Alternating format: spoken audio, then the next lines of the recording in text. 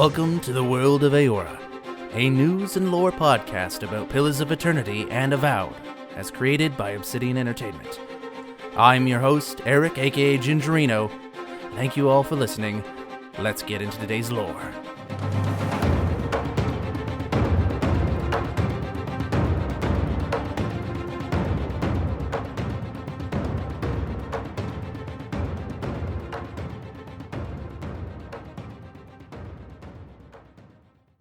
Hello everybody and welcome to another episode of the World of Eora. I am your host Eric, aka Gingerino. Thanks everybody for joining me on another episode as we dive into the history, lore, and game mechanics for Pillars of Eternity 1 and 2 as we gear up for the release of Avowed. For those wondering why we pair those games together, it's because they share the same fantasy setting known as Eora.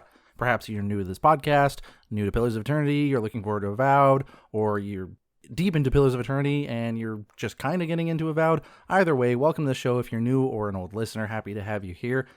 It's been a fun few years of journeying through the lore of this world, just exploring everything that is Eora related as we gear up for the release of Avowed, and also just to look more into the world of Pillars of Eternity for those of us who are deep into that and enjoy that. If you are brand new to the show, again, welcome to the show. Really happy to have you here, and I hope you enjoy the content. I will signpost you towards episode 1, where I kind of lay out some of the more important episodes to listen to in terms of foundational lore, but you're more than welcome to obviously just start from here and go wherever you want. That's just a recommendation. In today's episode, we're going to be discussing a faction within the world of Eora called the Hand Occult. Now, I don't necessarily think they will show up in Avowed, but of course there is the chance that they might.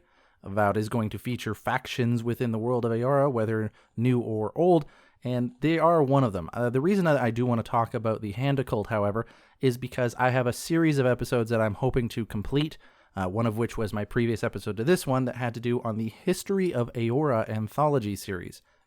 And the reason that I wanted to do this is because those books that you read in the game of Pillars of Eternity 2, Deadfire, are within the library that is being looked over and curated and controlled by this Hand Occult.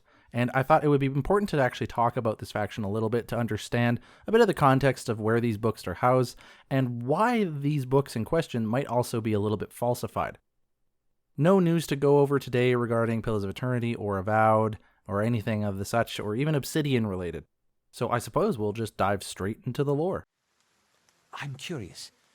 What exactly did you find there?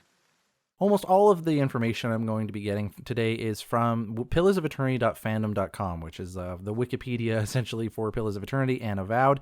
A lot of the information on there comes from in-game sources, one of them from out-of-game sources. I'm going to give a little description of what I think the Hand Occult is on my own before we dive into the actual material from that website. The Hand Occult is a faction that you interact with in the second Pillars of Eternity game, specifically within the Forgotten Sanctum DLC, although it does exist prior to that particular DLC. It existed in the world before that. The Hand Occult are a faction of people that are dedicated to the god Wall, who I swear I've done an episode for, but every single time I upload it, it just disappears randomly, or I record it and then I listen back to it and it just turns into this weird garbled gibberish and I have to get rid of the recording. I don't know. One of these days I'll find a way to get it out there, but for now we can at least talk about some of his followers. Wall, for those who aren't aware, Wall is the god of dreams, secrets, revelations, and mysteries, amongst a couple of other things. Wall is a very enigmatic entity. I would describe them as a they, or a they're, like a multiple personality kind of thing. I wouldn't refer to them as just one person, but they are one entity. It's a very weird thing that Wall is. Wall will often do things to obfuscate information, to hide it from people, and then at the same time try to reveal information that has been hidden to make it known to others. The motives behind Wall and what it does and what they do, and same with their followers, is complete mystery and almost complete chaos. And it, he, they, she, them are my favorite deity amongst all of them. And so getting to know the Hand Occult through the Forgotten Sanctum DLC was probably more of one of the exciting things for me playing Pillars of Eternity, especially since I'm much more into the lore than anything else. And it also helps that the DLC is actually pretty good, at least in my opinion, and I think the opinion of many others as well. The Hand Occult is more than just a faction that's dedicated to Wall. They specifically deal with esoteric knowledge and books about the world of Eora at large or in a metaphysical sense, and they editorialize some books, or they redact some things, or they release some knowledge, and sometimes they keep it safe and hide it from the world. They're essentially librarians, but the thing that they keep the library of is all of the known information in the world of Eora, and they try to control what information goes in and what information goes out, what people know, etc., etc. So they're just these really kind of high-minded librarians dealing with the most esoteric of knowledge. The description given to them on the Pillars of Eternity fandom website is, the Hand Occult is a secretive organization dedicated to the god Wall. They deal with the flow of knowledge as they hide as much as they make available to others. And the source for that is actually the Pillars of Eternity guidebook, which I recently got a physical copy of, and so you can read a little bit about them there. The Hand Occult are an intersect of elite Wallite priests, authors, and scribes writing under pseudonyms who attempt to control the flow of esoteric knowledge. Most scholars don't take them too seriously, seeing them as bizarre and silly. However, some academics believe there is a more sinister side to the Hand Occult. So just to get into things a little more, as it says here, they are an intersect of elite Wallite priests, authors, and scribes, so again, dedicated to the god Wall and his machinations, and they're mostly writing under pseudonyms. It's very fitting that these people would want to keep their real names secret so that they will write under pseudonyms, although I'm willing to bet some of them write under their own name with the notion that it's a pseudonym, just because, it adds to the enigmatic nature of these people. And they attempt to control the flow of esoteric knowledge. So this is knowledge about the world that most people aren't aware of. The nature of the wheel, which is the cycle of reincarnation for this world, some truths about the gods, perhaps some metaphysical truth about the world, like what the constellations have to do, for example. When you play the Forgotten Sanctum DLC, at one point you try to look through a telescope into the night sky, and the god Wall actually obscures your vision, saying like, oh, this knowledge is not for you, kind of a thing. So there's clearly some information about the celestial sky that's hidden from your knowledge, and the Hand Occult would basically want to control the flow of that esoteric knowledge. And in doing that, they can actually hide important information of the world, or even release important information that has been trying to be hidden by other people. It says here that some people don't take them very seriously, just seeing them as bizarre and silly, which I think is very true of most Wallites. There is a letter in game that you can read. I think the Fire Forged Journeys of such and such. I can't remember the name off the top of my head, but he essentially talks about his experience as a Mogranite, which is a different god, Mogran altogether, a follower of Mogran, spent some time within the clergy, or at least what he would consider the clergy, of a bunch of Wallite worshippers, and it was a fairly bizarre and silly group of people, is the least we can say about them. But that being said, some academics do believe there's a sinister side to the Hand Occult and what they're doing, and I suppose it would be easy to understand that, considering that they are trying to control the flow of esoteric knowledge, some foundational knowledge about the world of Eora and its metaphysics that might actually change the landscape of animancy, for example, which is the scientific field of studying the soul. Perhaps there's some knowledge that the Hand Occult have that could really tremendously help advancements in animancy that would actually benefit society at large, but they might be withholding that information for now. The Hand, which is short for the Hand Occult, are primarily a coalition of scribes and writers who circulate information through popular books and periodicals, most notably Almanac of the Eastern Reach for colonists, explorers, and curiosity seekers. That is a title of a real-world book, but it is written from the perspective of an in-game character or set of in-game characters. If you purchase Pillars of Eternity 1 on Steam, or I suppose through any PC-based platform, if you get, I can't remember the exact one, I think it's the definitive edition for sure, you'll get a lot of files in your game files for Pillars of Eternity. You'll, for example, get a map of the Deerwood, you'll get the soundtrack for Pillars of Eternity, you'll get the guidebook, which I reference a lot of my lore from. You'll also get this Almanac of the Eastern Reach for colonists, explorers, and curiosity seekers, which you can read. And this is essentially, I think it's a 32-page small book that is supposed to have been written and editorialized by members of the Hand Occult. So if you're interested in reading that, go ahead. If I was allowed to, I'm sure I might be able to. I haven't actually asked. I would do a audiobook version of it. So maybe one day I'll do that. And there is some lore in there, but the lore that we see in that almanac, I reference in other sources as well, so I'm not going to dive too deep into that. But that is an example of something you can read that the Hand Occult actually create themselves, and this is how they circulate information. So if they decided they wanted to release really esoteric knowledge about the world, this might be one place that they do that. While they go to great lengths to distribute the written word from their publication houses, they put as much effort toward buying out or intimidating competitors into silence. The Hand has even gone as far as sabotaging technology that could mass-produce knowledge, such as the printing press. That last bit of information comes from a Q&A for the second Pillars of Eternity game on April 2nd, 2018, about the printing press sabotage. Essentially, the Hand Occult, they want to remain in charge and have control over the flow of this knowledge, and so they do their best to make sure there is no other competition in the world, including getting rid of any form of a printing press that might be able to compete with them, which is why I don't think you see a lot of that type of technology in Pillars of Eternity, why you just don't see people printing books out left, right, and center for absolutely everything. Things are still done via scribes, which is a very slow and inefficient way of copying, but hey, it gets the job done. The quote from the Q&A in particular says, "The Hand Occult, they," and we do elaborate on this in a few minor sort of side areas, the Hand Occult, not only do they edit the historical records of Eora, they also actively work to sabotage the creation of movable type printing presses. There's nothing particularly fancy about a movable type of printing press, but somehow every time someone gets close to making one, they trip and fall into a fire. So there we have an actual quotation from a Q&A with the developers of the Deadfire game. Basically, anytime someone tries to come up with this technology for a portable printing press, something bad just seems to happen to them. Very likely, you can read between the lines, this secretive organization of the Hand Occult are doing the tripping for them, if you will. And so that's a bit of their background, just understanding what they're all about. I feel like we've kind of talked about it pretty thoroughly at this point about what it is that they're trying to do. And if you're interested in learning some of the esoteric knowledge that they actually control, then pay attention to any episodes that I'm releasing regarding the history of Eora anthology. There is a set of books in the game of Pillars of Eternity 2 Deadfire Forgotten Sanctum DLC. There are 16 books in this anthology of in-game books titled The History of Eora, but each volume of that book has a small excerpt, and it deals with some pretty esoteric knowledge. Some of it is known within the world, but it gives a little bit of nuance or a new perspective, and some of it is almost prophetic, like knowledge that is to come to pass still. So if you're wanting examples of that, go ahead and either read those books, The History of Eora Anthology, which contain major spoilers, by the way, so be careful with that, or listen to any episode that I put out on that. I've only put one out so far, which is the previous episode to this one. So we're going to dive into the things that they actually control, the knowledge that they actually have. We are going to dive into that in other episode.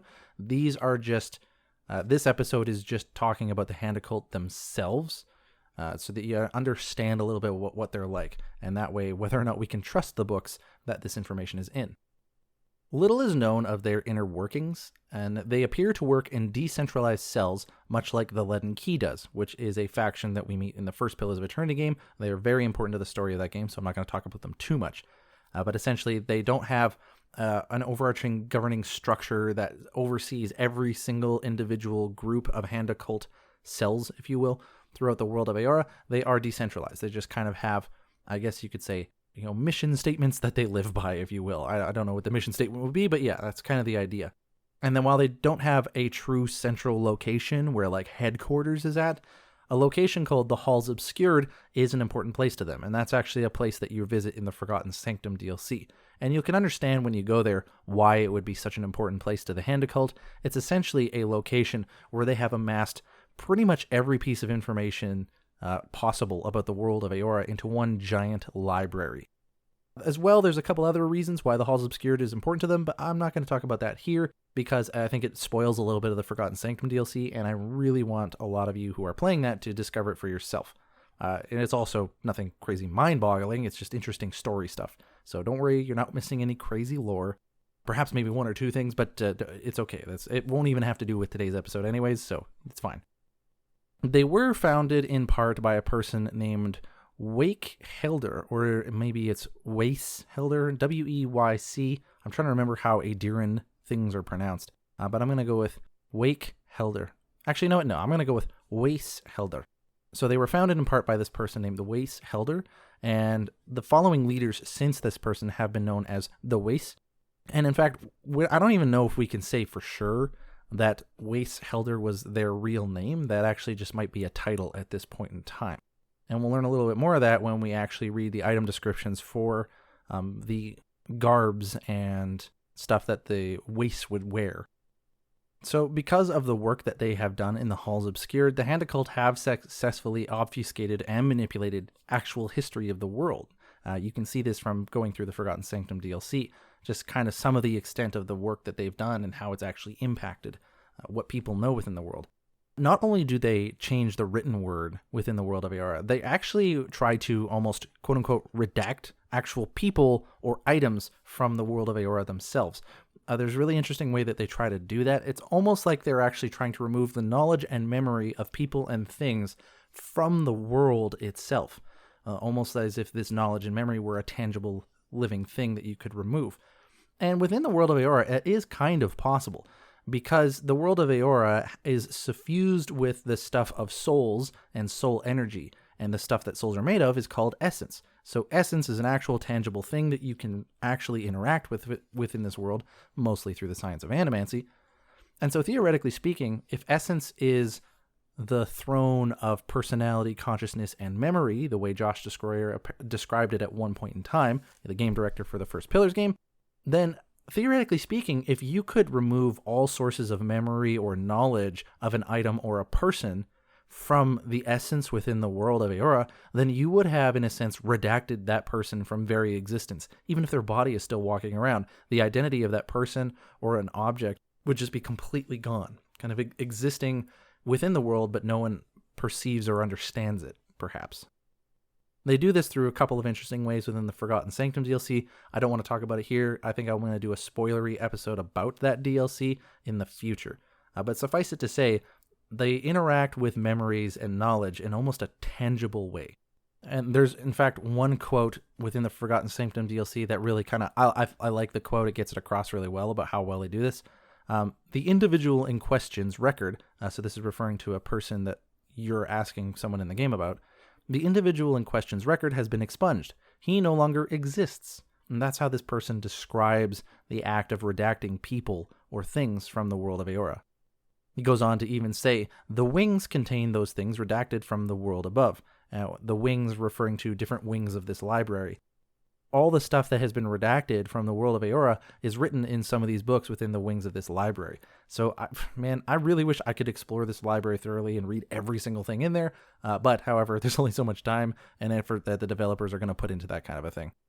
But they do claim that the archives of this library contain the sum whole of the historical record of Eora, both original drafts and even the edits that the Hand Occult perform. So, yeah, it just whet the appetite of lore nerds like me even more so. Two of the most extreme examples of this kind of erasure of individuals or things from the World of Eora is an archmage known as Fionn Ledge and the capture of another mage known as Becerna. I'm not going to get into the spoilery stuff about their quests because it doesn't have anything to do with today's episode. There's no lore that you're missing, but I'm going to let you discover them on your own. Suffice to say, though, these two people are examples of the Hand Occult actually removing people from history, if you will. None of the members of the Circle of Archmagi, which I've talked about on a previous episode a long time ago, essentially they are a council of very powerful mages within the world. Most of the spells that you see within the world are actually named after them. But none of the Circle of the Archmage recall Fionn Ledge, even though Fionn Ledge was at one point a member of the Circle of Archmagi. And none of the spells that he even created bear his name anymore. Which is a really interesting thing because it really tells you the extent to which they can erase a person from existence. The source for this information actually comes from Fionn Ledge himself. Talking and interacting with him, he says this: all knew us. For the spells that bore our name, if nothing else, Fionn Ledge's Wall of Flames, Fionn Ledge's Wall of Many Colors, Fionn Ledge's Pristine Barrier. And so these are examples of spells that Fionn Ledge actually created, and they're spells that you can use as a player character in the World of Eora, but they don't bear his name anymore.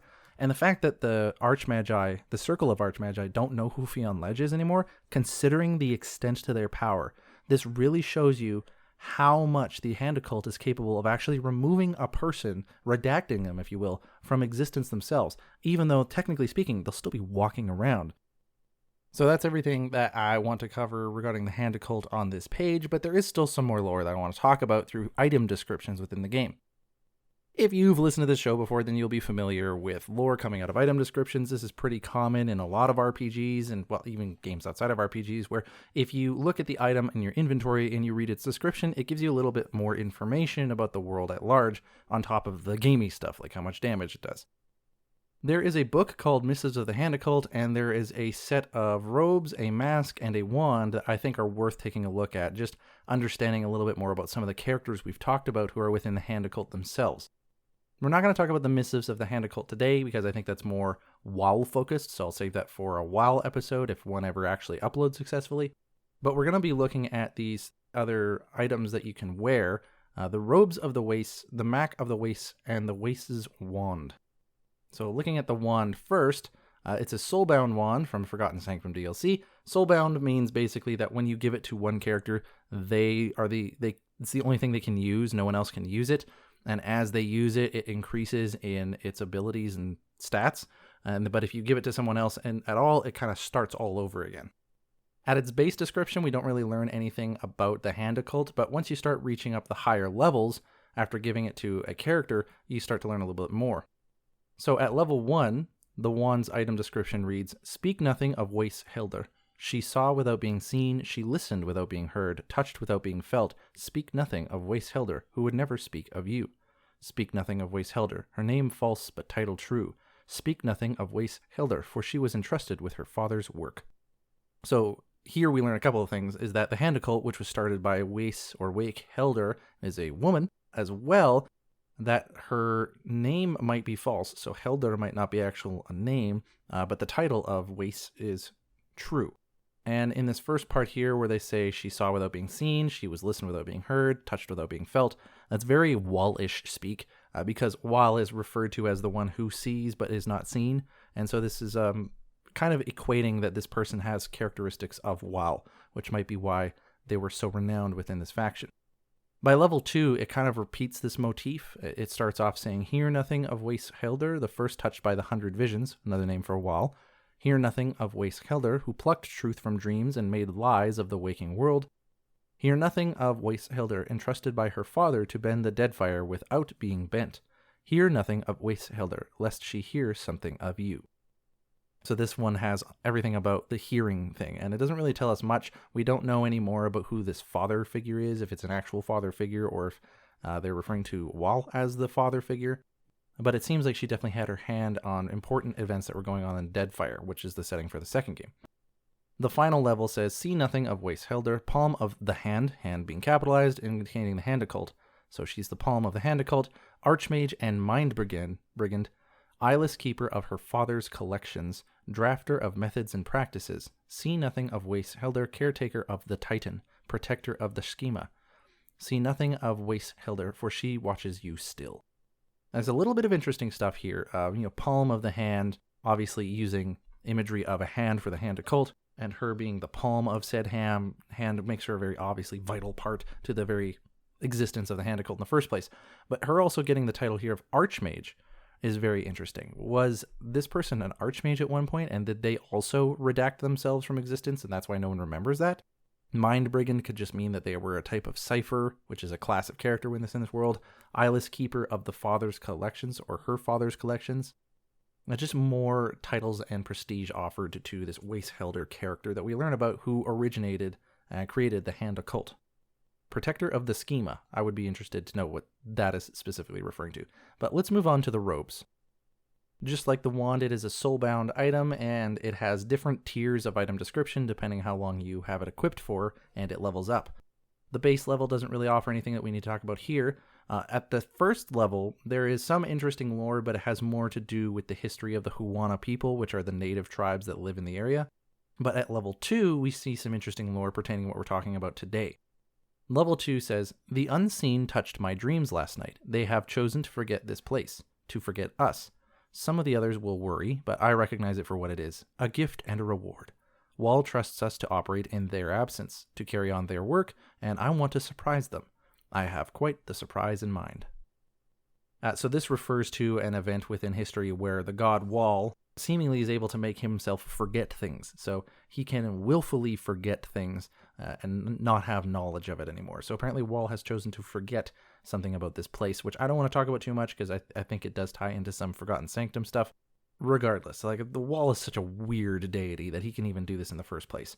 And it seems like the person who was writing this, I'm going to guess it was Helder, wants to do something to honor their god and surprise them with it. And we're going to skip the mask because it doesn't have any lore associated to the Hand Occult. We're going to actually go to the Oracular Focus, which is a small shielded item that is very important within this DLC, and there's a certain number of hoops you have to jump through to get it, but it's an interesting item to have. It looks like a golden shield with almost like tentacles or horns coming out of the top, bottom, and left and right sides, and it looks like there is almost like a eye in the middle of this shield. And it's described as being fashioned in the likeness of an alien creature of writhing tentacles and bulbous eyes. The focus was crafted by the Waste Helder, one of the founding members of the Hand Occult, by their own histories anyways. The focus draws on the soul of the wielder to project a thin layer of defensive energy. While far from solid enough to actually halt a strong bow, the shield can deflect projectiles and weapons, preventing them from striking true. That second half is just kind of gamey stuff. Basically, it puts a little veil around you, the person holding the shield, to stop things from hitting you if they're going slow enough. And the first part just talks about the design of it, which really matches a lot of the aesthetic that you see in the Forgotten Sanctum DLC, and it also affirms that Wace Helder was one of the founding members of the Hand Occult, which we already know. But it does point out here by their own histories anyway. So there is, again, this level of falsification that could always be happening when it comes to anything related to the Hand Occult. And therein lies kind of the clincher, the thing that I really want to talk about here within the Hand Occult, is that they could potentially falsify any information that we have. And so I'm planning on doing this series of episodes on the World of Eora anthology, which is a series of books that we find in the Forgotten Sanctum DLC, and there's the chance that some of the information within those books, within those tomes, that they could be falsified. And so at any point in time, we could be referencing this lore, and the developers at Obsidian could just decide, well, this isn't true. This is one of the things that they falsified. Why then do we even do episodes on that stuff? Why even bother talking about stuff that may or may not be true? Personally speaking, I think it's because it makes the world more interesting. Secondly, I also feel like if the writers and designers at Obsidian purposely put effort into writing these things out, that perhaps they are the things that are true from these books. Simply because it's like, imagine someone at Obsidian spent a lot of hours writing out a lot of these narrative details or this exposition, and then it just turned out that that stuff was false within the world. It was just kind of like a set piece of information that turned out to not be true. I don't know if it would be devaluing of the time, because in a way it's actually very good in the sense that they created this elaborate piece of lore that turned out to not be true, and that actually is consistent with what the way the world is. But at the same time, it's like, if you got this guy in the office who's writing this stuff out, you want to try to honor the lore that they write by at least having it be relatively impactful, or I guess more like in line in reality with what's going on within the fiction of this world. At least that's what I think, right? Like, if it was me writing this stuff, I would almost feel like I wasted my time writing false lore, even though I understand what the purpose of it would be.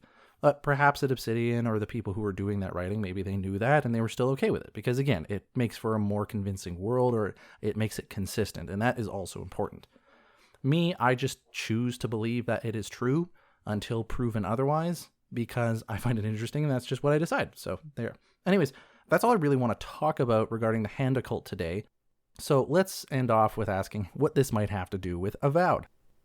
Is an oath worth the weight of a crown? As always, when it's something relating to factions, there is always the chance that we might run into the faction within the game of Avowed. Now, there are a lot of factions that exist in Pillars of Eternity 1 and 2, including the extra sources outside the games. There's lore listed for other groups that we haven't even interacted with within the games themselves. So there's a lot of factions. There's no realistic way or expectation that we should have that Obsidian's going to include all of them. So there are going to be some factions that aren't in Avowed. Will Hand Occult be in Avowed? I really honestly couldn't tell you. They're such an interesting group that there's a lot you could do with them, and there's no reason that they might not be in the Living Lands, especially if there is a lot of ancient secrets in the Living Lands. Perhaps there's stuff there that the Hand Occult are going to want to control for the flow of knowledge, so it's definitely plausible. That being said, when you look at the themes that have been revealed so far for Avowed, I'm not sure that the Hand Occult necessarily match the tone or necessarily match what it is that is trying to be accomplished by the narratives that we're seeing, or at least the clues that we're seeing so far. But there's way more about Avowed that we don't know than we do. So, of course, could be wrong about that. My initial guess is that we probably won't see the Hand Occult. But if we did, what might that be like? Personally, I would expect the Hand Occult to be associated with any really esoteric lore. So if they are in the game, definitely pay attention to that kind of a thing and try to get as much information as you possibly can. And they, of course, being related to WoW, it would obviously very bizarre and very weird interactions. I don't expect that they would be much more than a side quest in my own personal opinion, just bringing you down kind of a weird, dark, twisted path, which will almost certainly end in leading to more questions than answers.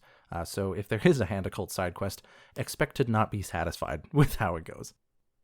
But yeah, that's everything that I want to talk about today. I haven't really been playing anything new worth talking about. I mentioned last week that I wanted to try to get back into Skald against the Black Prairie, but I haven't been able to. I did try once, but I got a headache from playing it, so I just think I'm going to have to write that game off, which is really sad. So I'm probably going to look up the story pretty soon.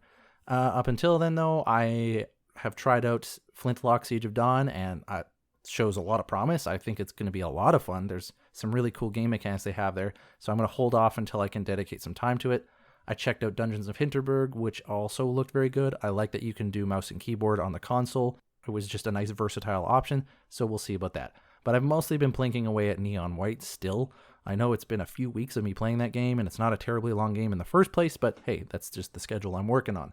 As I mentioned before, video game, tons of fun, all about being super fast and super accurate. So anyways, that's kind of what I've been checking out, mostly just relying on Game Pass or anything in my backlog at this point, because I'm just kind of in a low gaming state. Thanks everyone for listening to today's episode. If you liked what you heard, you have questions, comments, concerns, or anything of the like, send me an email, worldofeora@gmail.com, or hit me up on Twitter @worldofeora. If you want to support the show directly, you can do so at ko-fi.com/worldofeora, and that's just a way to do that if that's something that matters to you or you get value out of it. Well, thanks everyone for joining me on this discussion of the Hand Occult and who they are, what they do, and why they might be impacting some episodes we're going to be doing on the World of Eora series. I hope that you'll join me for those episodes and that you'll ask questions, that you'll offer insights or theories, and yeah, just may I be part of the conversation that's going on. But for now, thanks everyone for listening. I'm your host, Eric KK Gingerino, and I'll see you guys next time.